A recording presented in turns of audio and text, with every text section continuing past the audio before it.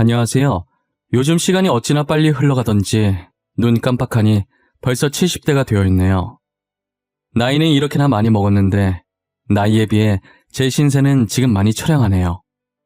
과거를 돌이켜보면 제가 그동안 왜 그렇게까지 아등바등거리며 살아왔나 싶어요. 그렇다고 다른 사람들이 편하게 살았다는 말은 아니에요. 과거에 제가 이런 처량한 미래를 맞이할 것을 진작에 알았더라면 남을 위해서가 아닌 저를 위해서 더 열심히 살아볼 걸 그랬다 싶은 마음에 괜히 한탄을 하게 되네요.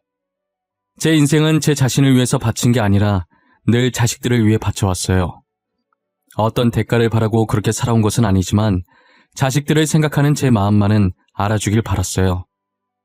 뒤늦게 이렇게 후회해봤자 시간을 돌릴 수 있는 것도 아니고 해결되는 것도 없다는 걸 잘 알고 있어요. 그저 답답한 마음에 이곳에라도 제 근심을 조금 털어놓고 싶더라고요. 저는 먹고 살기 바빠서 고향을 잠시 떠나 돈이 될 만한 일은 닥치는 대로 했었던 것 같아요. 제가 늦둥이로 태어났기 때문에 성인이 되었을 땐 이미 부모님께서 많이 노쇠하셨었죠. 나이 드셔서 거동도 불편하신 부모님을 고향에 두고 돈 벌려고 혼자 집을 나섰었어요. 의료 공장에 들어가서 일을 하고 있었는데 일하던 도중 부모님의 부고를 들었어요. 제가 고향을 떠난 지 2년째 되던 해에 어머니가 돌아가셨고 반년 후 아버지께서 돌아가셨어요. 저는 장례를 마치고 아무도 살고 있지 않는 고향에 있던 집을 정리했어요. 부모님께서 하늘에서 걱정하지 않게 잘 살아야겠다는 생각에 전보다 더욱더 열심히 일했던 것 같아요. 여전히 공장에서 일하고 있었고 거기서 우연히 고향 친구를 만나게 된 거예요. 제가 고향에서 살 때 많이 도와줬던 친구였는데 여기서 만나니 반갑기도 하고 눈물이 나더라고요. 친구는 저와 다르게 부유한 집안에서 태어나 사랑을 듬뿍 받고 자라서 그 사랑을 제게 나눠줬었어요. 그 친구가 없었더라면 이 세상을 살아갈 수 없었을 정도로 제게는 소중한 존재인 친구였어요. 친구가 당시 옷가게를 운영하고 있었는데 계약 맺은 공장에 잠시 점검차 왔다가 저를 보게 된 거예요. 저랑 이런저런 얘기를 하다가 더 이상 이런 곳에서 힘들게 일하지 말고 자기 옷가게에 자리 하나 내줄 테니 같이 가서 일하자고 하더라고요. 처음엔 그래도 되나 망설였는데 저는 물불 가릴 처지가 아니라서 친구를 따라가게 되었어요. 저희는 같은 공간에서 일하면서 자연스럽게 붙어있는 시간이 많아졌고 그러다 서로에게 호감을 느껴서 만남을 가지기 시작했어요. 우리가 5살에 처음 만나 연인 사이로 만난 지는 얼마 안 됐지만 알고 지낸 세월만 해도 총 20년이야. 그만큼 서로가 서로한테 모르는 게 없을 것 같은데 우리 그냥 빨리 결혼할까? 그래도 될까? 친구 사이랑 연인 사이랑 그리고 부부 사이랑 비슷한 것 같으면서도 전부 다른 건데 우리가 친구로서 연인으로서는 잘 지냈지만 평생 함께 살 부부로서도 과연 괜찮을까? 난 잘 살 자신 있는데 넌 아니야? 난 결혼해서도 지금처럼 변함없이 잘 살 수 있을 것 같아. 우리 한 번도 싸운 적 없잖아. 분명 결혼해도 싸울 일 없을 거야. 좋아, 결혼하자. 어떻게든 되겠지, 안 그래? 살아보지도 않고 걱정부터 하는 건 아닌 것 같아. 어머님, 아버님께서 우리 결혼 허락해 주시겠지? 당연하지. 고향에 있을 때도 우리 부모님이 너 얼마나 이뻐했는데. 다른 사람도 아니고 너랑 결혼한다고 하면 바로 허락해 주실 거야. 어렸을 때부터 함께 지냈던 사이라 그런지 서로에 대해 모르는 게 없었어요. 고향 바닥이 워낙 좁아서 부모님과도 알고 지내던 사이라 결혼하는데 전혀 문제 없었죠. 시댁 식구들은 철부지 아들 데리고 가줘서 오히려 제게 고맙다고 할 정도였어요. 저희는 아들 하나와 쌍둥이 딸들을 낳고 행복하게 지냈어요. 그러다 아들이 10살, 딸들이 7살이 되던 해 남편이 암으로 세상을 떠나게 됐어요. 남편이 제 곁을 떠나면서 제 세상도 함께 무너지는 기분이었어요. 모든 것을 포기하고 싶던 순간 저를 깨운 건 피덩이 같은 자식들이었죠. 초롱초롱한 눈을 하고 저를 쳐다보는데 도저히 이 아이들을 두고 떠날 수가 없겠더라고요. 저는 그날 이후로 제게 남은 인생은 오로지 자식들을 위해서 살아가기로 마음먹었어요. 남편이 남긴 재산과 사망보험금이 꽤 있었지만 무슨 일이 있어도 절대 건들지 않았어요. 왠지 그 돈을 쓰게 되면 남편의 흔적들이 서서히 사라지는 것 같은 느낌이 들었거든요. 남편이 하던 옷가게도 제가 계속 운영하고 싶었지만 사업을 해본 경험도 없었고 남편이랑 같이 일해봤자 잡다한 일만 했어서 아는 게 아무것도 없었죠. 그래서 가게를 처분하고 그 돈으로 조그만 땅을 하나 사놨어요. 혹시 몰라서 나중에 유용하게 쓸 수 있지 않을까 싶었거든요. 하지만 훗날 저는 이 땅 때문에 머리 아플 일이 생기고 말았죠. 저는 제 힘으로 아이들을 키우기 위해 또다시 닥치는 대로 일을 하기 시작했어요. 식당 일부터 시작해서 건물 청소까지 막노동 빼고 할 수 있는 일은 다 해본 것 같아요. 아들, 딸들은 제가 악착같이 일하면서 자신들을 키우니 처음엔 돈 없어서 그런 줄 알았대요. 어렸을 때부터 저희 집은 가난하니 커서 어머니께 효도해야겠다는 생각을 했다더라고요. 아이들이 그렇게 생각하고 있었을 정도로 저는 일만 하며 열심히 살았었어요. 그래도 굳이 이렇게까지 해야 하나 싶겠지만 일을 하지 않으면 계속 남편 생각이 났고 저도 남편 따라 떠나버리면 아이들 혼자 남게 되니까 그게 겁이 났어요. 암으로 남편을 잃어보니 자식들은 공부 못해도 건강하기만 했으면 좋겠더라고요.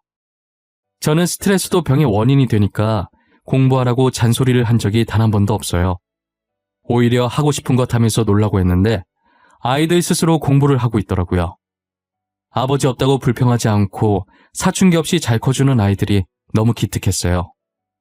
저는 아이들에게 차별 없이 대하려고 하는데 그래도 아들이 장남이고 나중에 아들이 가장 노릇을 해야 하니 딸들보다는 조금 더 신경 썼던 것 같아요. 그렇다고 자식들이 싸울 때 아들 편만 들고 먹을 것을 아들에게 조금 더 주고 그런 게 아니라서 딸들은 아들만큼 신경 써주진 못했는데도 저를 이해해주고 알아서 잘 커주더라고요. 아이들이 워낙 착해서 저는 크게 어려움 없이 혼자서도 자식 셋을 키울 수 있었어요. 아들은 고등학생 때 뉴스를 보고 범죄 없는 세상에 살고 싶다며 경찰이 되었고 딸들은 쌍둥이 아니랄까봐 다른 과지만 똑같이 의사가 됐어요. 아버지처럼 저도 나중에 아프게 되면 치료해주고 싶었다더라고요. 그러다 아들이 경찰 생활을 하던 도중에 범인을 쫓다가 다리를 크게 다쳐서 뛸 수 없게 된 거예요. 불행 중 다행인 것은 걷는 데에는 아무 지장이 없어서 일상생활에는 문제가 없었죠. 결국 아들은 경찰을 그만두고 법학과 대학 교수로 직업을 바꾸게 되었어요. 이 상황을 되게 덤덤하게 받아들이는 것 같았지만 지켜보는 제 마음은 편치 않더라고요. 제가 괜한 걱정을 한 것이었는지 아들은 교수 생활에 빠르게 적응하고 오히려 범인 쫓아다닐 때보다 편하다고 표정이 밝아져 있었어요. 그리고 다가온 명절에 자식들이 TV를 보고 있는 제 앞에 조용히 앉더라고요. 저는 아들, 딸들이 제게 뭔가 할 말이 있는 것 같아 보여서 TV를 껐어요. 뭐야? 너네 나한테 할 말이 있어? 표정들이 왜 이렇게 비장해? 할 말 있으면 빨리 해. 나 10분 뒤에 연속극 봐야 돼. 엄마, 그동안 혼자서 우리들 키우느라 고생 많았지? 큰 건 아니고 우리끼리 조금씩 돈 모아서 드리는 거야. 많은 돈은 아니지만 받아줘. 우리 마음이야. 그리고 여기 지갑도 있어. 엄마 지갑 많이 낡았더라고. 그거 언니랑 나랑 고등학생 때 만들어줬던 지갑이었잖아. 어떻게 그 지갑을 아직까지 쓰고 있어? 그 정도 됐으면 그냥 버리고 새로 사지. 자식들이 사주길 기다린 거지? 나 다 알아. 그래, 맞다. 왜? 아유, 언제 커서 이렇게 나한테 용돈도 다 주고 선물도 사주고. 이제 진짜 다 컸네. 너네 어른 많네. 잘 쓸게. 돈은 또 왜 이렇게 많이 넣었어? 10만 원만 줘도 고마운데. 자식들이 준 봉투를 열어보니 각자 100만 원씩 총 300만 원이 들어있더라고요. 제 표정을 보고 절대 이 돈 못 쓸 거라는 걸 알고 아끼지 말고 꼭 쓰라고 신신당부를 하더라고요. 앞으로 자신들이 계속 효도할 거니까 그 정도면 됐다고 이제 고생 그만하고 쉬라고 하는 거예요. 그동안 힘들었던 생각이 나고 아이들도 너무 기특해서 괜히 눈물이 나는 거 있죠? 제가 눈물을 흘리자 딸들이 놀래서 휴지를 통째로 가지고 와 닦아주더라고요. 아이 참, 엄마 왜 울고 그래 진짜. 주책이야. 울지 마. 우리 엄마 울리려고 한 거 아니란 말이야. 그만 울어. 우리도 울어버린다. 너무 기특해서 그러지. 언제 내 새끼들이 이렇게 컸나 싶어서.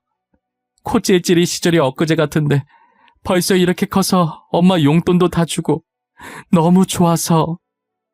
엄마 우는 거 진짜 못생겼어. 그러니까 울지 마. 웃는 게 더 이뻐. 앞으로 우리가 엄마한테 받은 거 다 돌려줄 거야.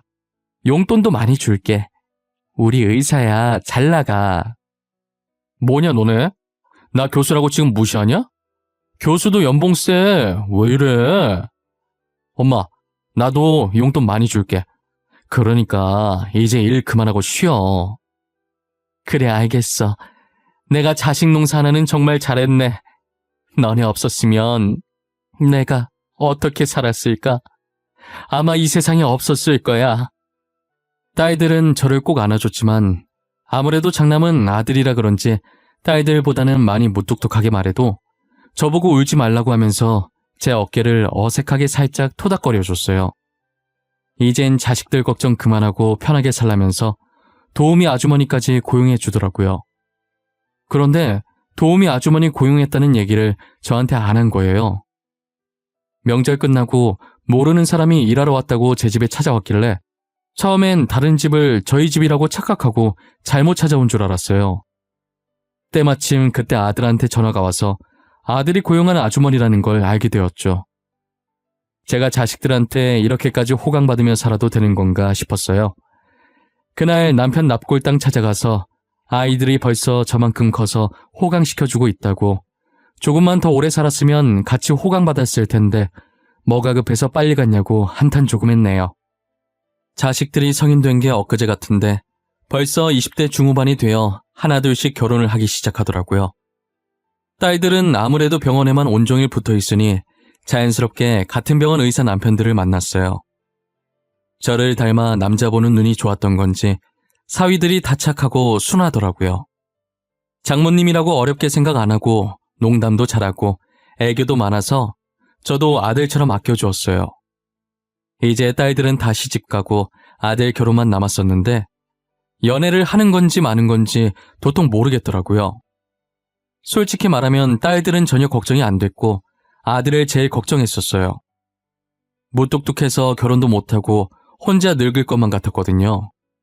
그런데 왼쪽 약지 손가락에 반지가 있는 거 보면 누군가를 만나고 있는 것 같긴 한데 먼저 말 꺼내면 너무 결혼하라고 보채는 것 같아서 말도 못하고 혼자서 생각만 하고 있었어요.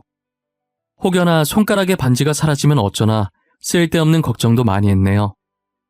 아들이 제 생각을 읽은 건지 드디어 결혼하고 싶은 여자가 있다고 소개시켜준다는 거예요. 저는 떨리는 마음으로 며느리가 될 아이를 맞이했어요. 어떤 며느리가 들어오든 착하기만 하면 뭐든 다 해줄 예정이었어요. 아들도 동생들 남편처럼 참하고 순해 보이는 예비 며느리를 데리고 왔더라고요. 말하는 것도 어쩜 그리 이쁘게 하는지 저 아이라면 저희 아들을 믿고 맡길 수 있을 것 같아 결혼을 찬성했죠. 하지만 지금은 그때의 제 선택을 너무나도 후회하고 있어요. 시간을 돌릴 수만 있다면 아들의 결혼을 결단코 반대했을 거예요. 아들과 며느리는 결혼하고 나서 너무 잘 지내더라고요. 껌딱지처럼 붙어서 서로 아껴주고 사랑해주는 모습이 정말 보기 좋았어요. 결혼한 지 4개월 정도 지났을 때쯤 며느리의 임신 소식이 들리더라고요. 아들과 제 사이가 멀어지기 시작한 건 그때부터였어요. 매일같이 연락을 하던 아들 녀석이 며느리가 임신하던 순간부터 뜸해지더라고요. 매달 주던 용돈도 끊기고 본가를 방문하는 횟수도 줄어드는 거예요. 용돈이야 제가 가지고 있는 돈이 있으니 안 준다고 해서 그렇게 서운하지 않았어요. 하지만 전화는 단 1초라도 시간을 잠깐 내서 할 수 있는 부분인데 원래 안 했던 사람이라면 저도 이렇게 기다리지 않았을 거예요. 처음엔 교수 생활에다가 임신한 아내 챙기느라 바쁘나 싶었어요. 그런데 딸들과는 여전히 연락을 잘하는 것 같더라고요. 딸들도 아이를 낳았던 터라 궁금한 게 있으면 바로바로 딸한테 물어보는 것 같았어요. 저도 배 아파 자식들을 낳아봤고 이제껏 키워도 왔으니 저한테 물어볼 수도 있는 건데 저 나름대로 조금 서운하더라고요. 며느리의 출산일이 다 되어갈 때까지도 연락이 안 오는 거예요. 그러다 소녀 낳았다는 문자 한 통 딱 받았어요. 저는 며느리가 혼자서 아이를 보는 것이 얼마나 힘든 건지 잘 아니까 도와주고 싶은 마음에 이것저것 싸들고 아들네로 갔어요. 아들은 학교로 출근해서 안 보였고 며느리와 손녀만 집에 있더라고요. 어머님, 오셨어요? 괜히 이렇게 어머님 힘들게 할까봐 그동안 연락 안 드린 건데. 저 보따리에 있는 건 뭐예요? 빈손으로 오셔도 되는데 참. 우리 며느리 애 낳느라 고생 많았을 텐데 몸보신 좀 해야지. 출산하고 나서 먹으면 좋은 음식들 몇 개 쌓아봤어.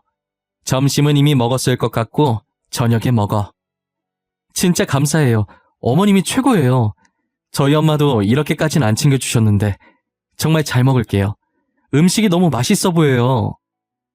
며느리가 제가 해준 음식을 보고 좋아하는 걸 보니 괜히 뿌듯하고 더 해주고 싶더라고요. 그리고 저는 그날 처음으로 손녀를 마주할 수 있었는데 한번 품 안에 안아보고 싶은 마음에 화장실 가서 손을 씻고 왔었어요. 그런데 며느리가 손주를 안아들고는 저더러 멀리서만 보라고 하더라고요. 손도 씻었는데 한 번만 안아보면 안 되겠냐고 하니 밖에서 온 거니 안 된다며 마치 제 몸이 병균 덩어리라는 듯이 말을 하더라고요. 저는 아기라서 면역력이 약하니까 걱정되는 마음에 그럴 수 있다고 생각했어요. 결국 아이를 한 번도 만져보지 못하고 멀리서만 지켜보고 집으로 돌아왔죠. 집에 도착하자마자 오랜만에 아들한테 전화가 온 거예요. 저는 반가운 마음에 허겁지겁 전화를 받았는데 돌아온 건 쌀쌀맞은 아들의 목소리였어요. 엄마, 혹시 우리 집에 왔다 갔어? 왜 연락도 없이 마음대로 갔어? 우리한테 온다는 말도 없었잖아. 무슨 소리야? 나 며느라기한테 말하고 갔어. 며느라기가 와도 된다고 해서 간 건데 뭐가 문제야? 아, 됐고 앞으로 우리 집에 오는 것 좀 자제해줘. 부탁할게. 특히 내가 없을 때는 더더욱. 알겠지? 누가 들으면 내가 너네 집 매일 간 줄 알겠다. 언제는 와보라고 한 적 있었니? 나도 오늘 처음 갔어. 야, 됐어. 더러워서 안 가. 이제 속이 시원하니? 저는 화가 난 나머지 처음으로 아들에게 화내고 전화를 끊었어요.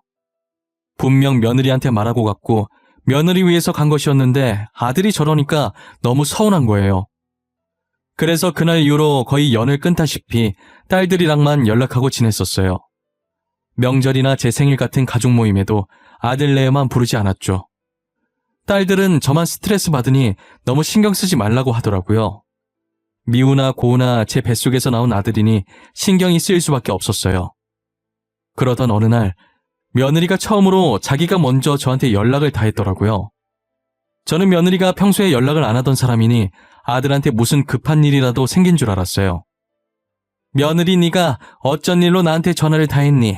혹시 집에 무슨 일이라도 있는 거야? 저희 아무 일도 없어요. 그냥 어머님 잘 지내시나 하고요. 며느리가 시어머니한테 안부 연락하는 게 그렇게 놀랄 일이에요? 다른 사람이 했으면 놀랄 일은 아니지만 너가 한 거면 놀랄 일이지. 너가 나한테 전화했던 적 한 번도 없었지 않니? 아, 제가 그랬나요? 앞으로는 전화 자주 드릴게요.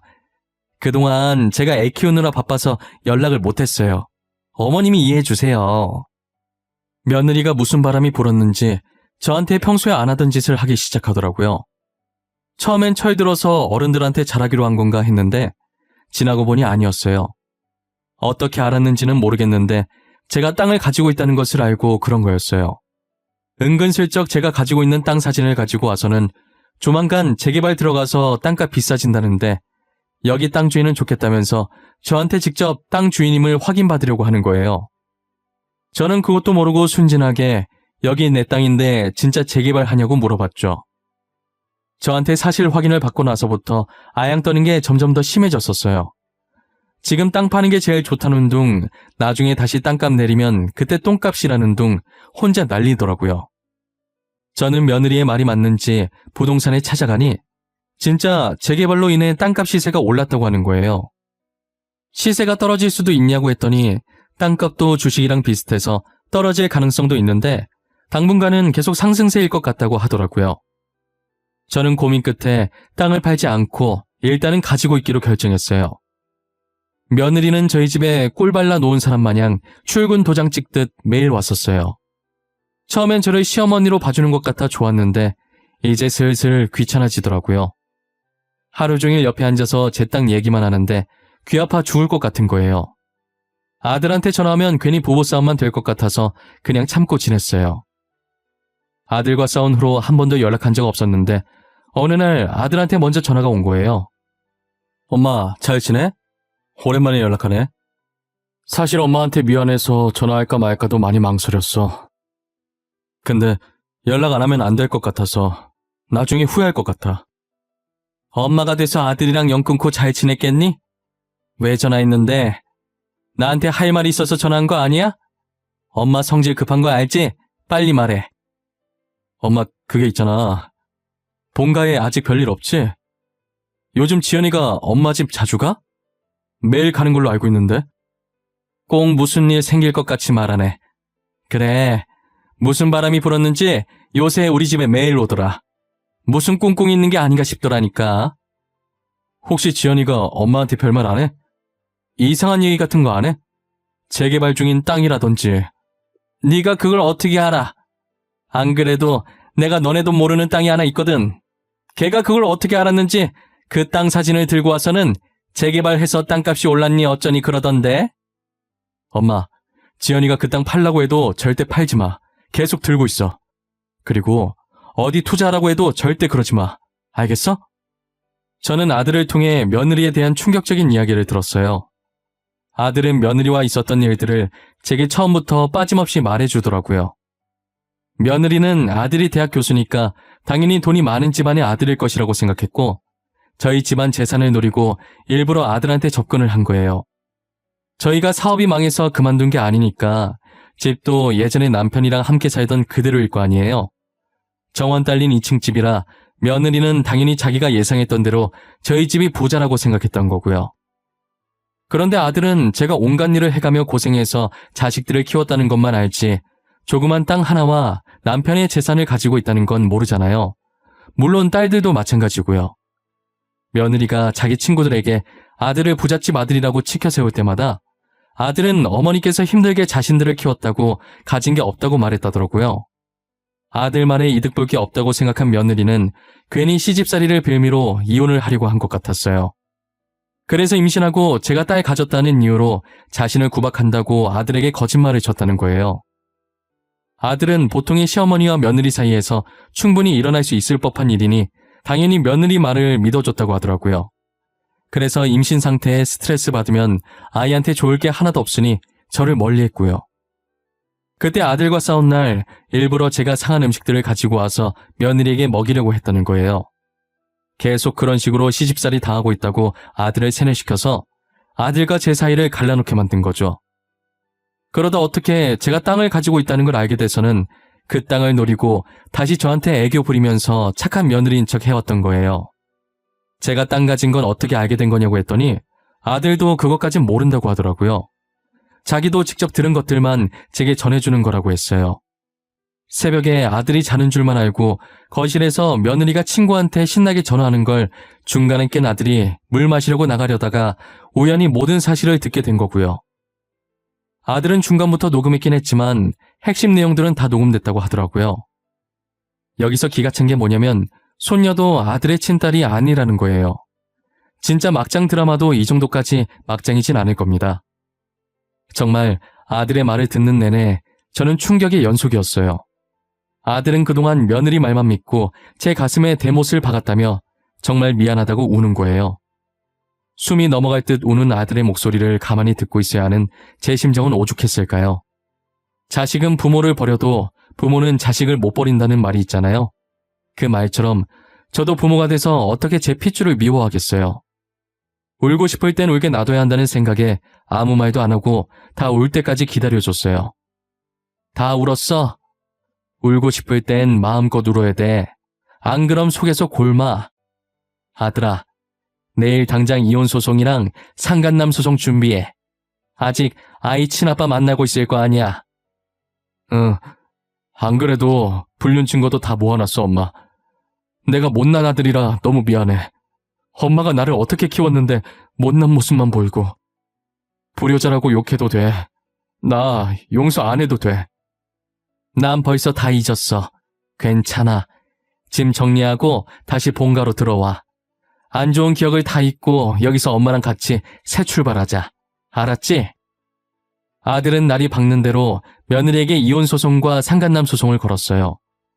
거기에 의도적으로 돈을 노리고 접근한 것에 대해 사기죄로 고소도 했고요. 그리고 아들 부부가 살았던 집이 아들 명이라 며느리가 잠시 집을 비운 사이 며느리 짐을 문 밖으로 던져버리고 집 비밀번호도 바꾼 후에 저희 집으로 왔다더라고요. 아들은 지금쯤 며느리가 집에 도착했을 텐데 짐 던져놓은 거 보고 놀랄 거라고 웃는 거예요. 아니나 다를까 말이 끝나기 무섭게 아들 핸드폰의 진동이 끊이질 않았어요. 아들은 진동소리 시끄럽다고 휴대폰 전원을 아예 꺼버렸어요. 제가 그래도 되는 거냐고 하니 어차피 이제 남남될 사이인데 뭐 어떠냐고 하더라고요. 저랑 영 끊을 때도 느꼈고 지금도 느끼는 거지만 저희 아들은 맺고 끊음이 참 정확한 아이인 것 같아요. 아들은 며느리와 이혼하고 교수 생활을 하면서 심리학 공부를 하고 있는 것 같더라고요. 갑자기 왜 심리학 공부를 하냐고 했더니 세뇌를 당해보니까 그냥 하고 싶어졌다고 하는 거예요. 그리고 그쪽으로 직업을 바꿀 생각도 하고 있는 것 같아 보였어요. 사람의 심리를 며느리처럼 나쁜 쪽으로 이용하지 않고 좋은 쪽으로 만들고 싶다고요. 저는 이제 아들이 무엇을 하든 옆에서 묵묵히 응원해 주려고 해요. 저도 이번 일 겪으면서 돈이 많다고 해서 다 좋은 것만은 아니라는 걸 깨달았어요. 세상에는 좋은 사람이 있는 반면에 나쁜 사람들도 많다는 걸 잊지 말아야 할 것 같아요. 그렇게 참하고 성격 좋아 보이던 며느리가 저희 뒤통수를 칠 줄 누가 알았겠어요? 사람은 정말 속을 알 수 없는 동물이라고 하더니 그 말이 딱 맞았어요.